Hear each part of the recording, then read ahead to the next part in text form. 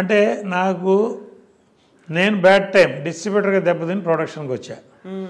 కొంత రాజేంద్ర ప్రసాద్ గారు, జంజాల్ గారు నాకు చేయకపోవటానికి కూడా కారణం, ఎవరన్నా కాటక ప్రసాద్ దెబ్బతిని ఉన్నాడు, మీ సినిమా ఏమైనా మధ్యలో అయిపోతే ఏమైనా ఇబ్బంది వస్తుందని నా మీద నెగిటివ్గా కూడా ఎవరైనా చెప్పుండొచ్చు.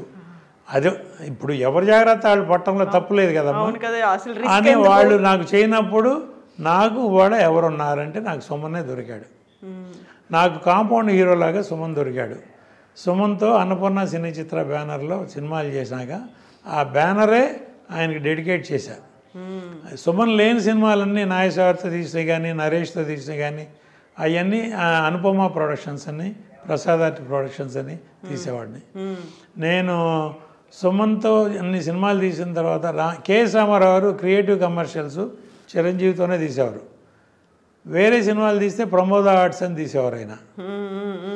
అట్లా నేను అన్నపూర్ణ సినీ చిత్ర బ్యానర్ సుమన్ డెడికేటెడ్. ఆ బ్యానర్లు సినిమా అంటూ తీస్తే సుమన్తో ఆ బ్యానరే ఇప్పటికైనా. సుమన్ గారు కూడా ఈ మధ్య లేటెస్ట్గా ఐ డ్రీమ్కి ఇచ్చినటువంటి ఇంటర్వ్యూలో మీ పేరే చాలా ప్రముఖంగా చెప్పారు. సెకండ్ ఇన్నింగ్స్ అనేది మీతోనే స్టార్ట్ అయింది, అన్ని సినిమాలు బ్యాక్ టు బ్యాక్ చేయడం అనేది నిజంగా మీకు ఎంతో పేరు వచ్చిందో తనకు కూడా పేరు అదే వచ్చింది కదా. అవునమ్మా, వచ్చింది. ఇప్పుడు పల్నాడు రుద్రయ్య సక్సెస్ తర్వాత ఇక పడిపోయారు. మామూలుగా ఇండస్ట్రీలో హీరోలు కరువు ఉన్నారు. ఉన్న హీరోలు అందరికీ కమిట్ అయి ఉన్నారు. కొత్తగా వచ్చేవాళ్ళు నాబోటి వాళ్ళకి ఎవరికైనా డేట్లు కావాలి. సుమన్ హీరో ఎవరంటే సుమన్ కొంచెం ఫ్రీ అయిపోయాడు. ఒక డైరెక్టర్ని పట్టుకోవడం, ఆ డైరెక్టర్ దగ్గరికి దాసనారాయణ గారు, రవిరాజ పిన్సిటి గారు, ఇట్లా పెద్ద పెద్ద డైరెక్టర్లు అందరూ వచ్చి సుమన్ డేట్లు అడగటం. సుమన్ నన్ను అడిగేవాడు, నేను మీ బ్యానర్లో వరుసనే చేస్తాను, బ్యాక్ టు బ్యాక్ చేస్తున్నాను, ఏం చేద్దామంటే నా హీరో ఎంత పెరిగితే నేను అంత పెరిగినట్టు, నువ్వు చెయ్యి, వాళ్ళు ఎవరెవరు పెద్ద డైరెక్టర్లు నీకు ఆఫర్ ఇచ్చారో అవన్నీ చెయ్యి, నేను అంతకైతే వేరే ఇంకో హీరోని పెట్టి వేరే బ్యానర్ పెట్టి నేను చిన్న సినిమాలు తీసుకుంటా, నా కోసం నువ్వు నీ కెరీర్ డిస్టర్బ్ చేసుకోవు, నువ్వు ఎంత ఎదిగితే నాకు అంత మంచిది, నువ్వు చేస్తూ ఉండనేవాడిని. మధ్యలో నేను ఇక పోలీస్ భార్య, పందిరి మంచం, జగపతి బాబుని ఇంట్రడ్యూస్ చేశాను. వాళ్ళ నాన్నగారి తర్వాత రెండో సినిమా నాదే. అట్లా బుచ్చిగాడి బాబాయ్, నరేష్ హీరో, అట్లా వరుసనే చేసుకుంటూ వెళ్ళేవాడిని. ప్రాణదాత, కాలేజీ బుల్లుడు నాగేశ్వరతో, అట్లా సినిమాలన్నీ చేసుకుంటా. మధ్య మధ్యలో సుమన్ మీకు ఏదైనా సబ్జెక్ట్ దొరికితే, మంచి సబ్జెక్ట్ సెట్ అయితే చెప్పండి, ఎవరున్నా సరే బ్రేక్ చేసి మీకు డేట్లు ఇస్తాననేవారు. సుమన్ బ్యానర్, తన హోమ్ బ్యానర్ ఇది. అట్లాంటప్పుడు నడిగన్ అని తమిళ సినిమా ఒకటి ఇక్కడ పెద్ద హిట్ సత్యరాజ్ గారు చేశారు. ఆ సినిమా రైట్స్ నేను కొనేశాను. కొన్న తర్వాత సుమన్ గారికి తీసుకెళ్ళి చూపించాను. మనం నెక్స్ట్ ఇమీడియట్గా అదే చేద్దామన్నారు. పెద్దింటల్లుడు అని పెట్టాను టైటిల్. దానిలో నగ్మాని ఇంట్రడ్యూస్ చేశాను. బాంబేలో ఒక సినిమా చేసింది అప్పటికే, సాజిద్ నాడేడు వాళ్ళని, వాళ్ళ హిందీలో పెద్ద ప్రొడ్యూసర్, ఆయన ఇంట్రడ్యూస్ చేశారు అక్కడ. నేను సౌత్లో ఇంట్రడ్యూస్ చేస్తానని సాజిద్తో మాట్లాడితే వెంటనే నాకు నగ్మాని పంపటం. ఇక్కడ అంటే అసలు నగ్మా కంటే ముందు నేను దివ్యభారతిని సైన్ చేశాను. దివ్యభారతి మెడ్రాస్ ఎప్పుడు వచ్చినా మా ఇంటికే వచ్చేది. నా కారు తీసుకెళ్ళిపోయేది, మారుతి, అప్పుడు మారుతి 800 పాత మోడల్ కార్లు, తనే ఓన్ డ్రైవ్ చేసుకుని వెళ్ళిపోయేది.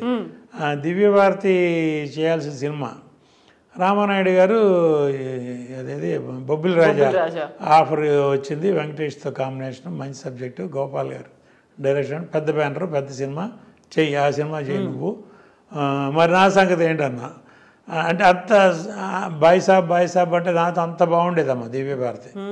మరి నేను ఎవరి దగ్గరికి వెళ్ళను, నేనేం చేయను, నాకు సొమ్మను డైరెక్టర్, నాకు ప్రాజెక్ట్ సెట్ అయిపోయింది, హీరోయిన్ లేదు, నేనేం చేయనంటే నా ఫ్రెండ్ ఉంది, నేనెంతో అంతే అని చెప్పి నగ్మాన్ పిలిపించింది. తనే పిలిపించింది. దివ్యభారతి ఇంట్రడ్యూస్ చేసి నాకు చెప్తే శరత్ నేను అందరం ఓకే అనుకుని ప్రొసీడ్ అయ్యాం. నగ్మాన్ ఇంట్రడ్యూస్ చేసినాక నగ్మాన్ నాకే దొరకలే తర్వాత. అట్లా అందరూ టాప్ హీరోలతో ఆ సినిమా రన్నింగ్ నేను అనౌన్స్ చేశానమ్మా. నడిగన్ రైట్స్ కొన్నాను, సుమన్ గారు, నగ్మా, శరత్ డైరెక్షన్ అని అనౌన్స్ చేశాను.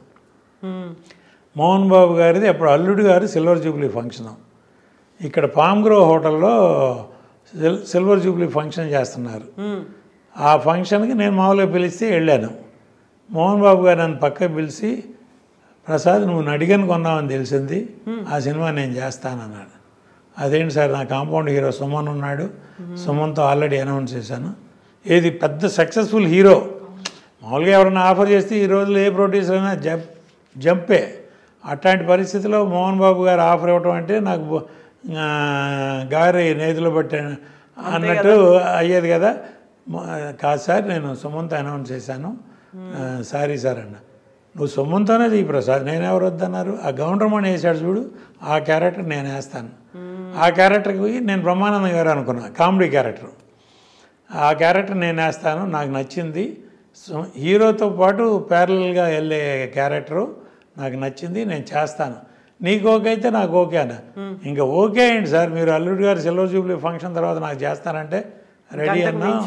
ఆ క్యారెక్టర్ చేసాం.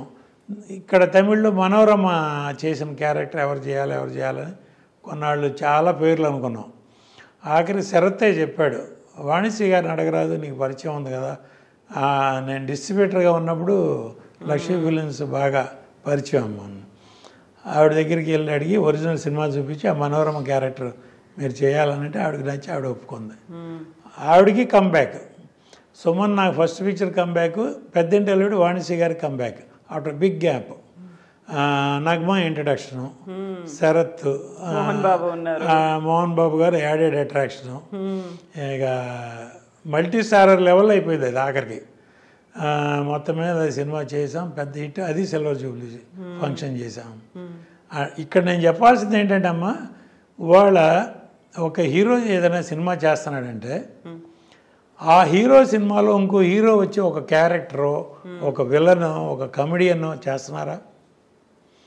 ఇప్పుడు ఆ రోజుల్లో నాగేశ్వర సినిమాలో రామారావు చేసేవారు, రామారావు సినిమాలో నాగేశ్వర చేసేవారు, వాళ్ళిద్దరు సినిమాల్లో సోమబాబు గారు చేసేవారు, కాంతారావు చేసేవారు. ఇప్పుడు అసలు వాళ్ళ క్యారెక్టర్ ఏంటి, ఇదేంటి అని చూసేవాళ్ళు. రామారావు ఎంత గ్రేట్ అమ్మ, రక్త సంబంధం లాంటి టైటిల్స్లో ఆయన సినిమా చేశాడు. నిరుపేద, రాజు పేద, ఇట్లాంటి కథల్లో సినిమాలు టైటిల్స్గా పెట్టి సినిమాలు చేశారు. వాళ్ళ మీద వాళ్ళకి నమ్మకం ఆ రోజుల్లో హీరోలు. వాళ్ళ హీరోలు, నా హీరో ఏం చెప్తే అది నేను వినాలి, నా హీరో నా డైరెక్టరు ఏం చెప్తే అది నేను ఏసీ రూమ్లో కూర్చొని సినిమా తీయాలి, నేను సెట్లోకి వెళ్ళకూడదు, రామానాయుడు గారిలాగా ట్రాలీ తోయకూడదు, క్రేన్ ఎత్తకూడదు. అటువంటి పరిస్థితిలో వాళ్ళ నిర్మాణ రంగం ఉంది, ప్రొడ్యూసర్ల పరిస్థితి.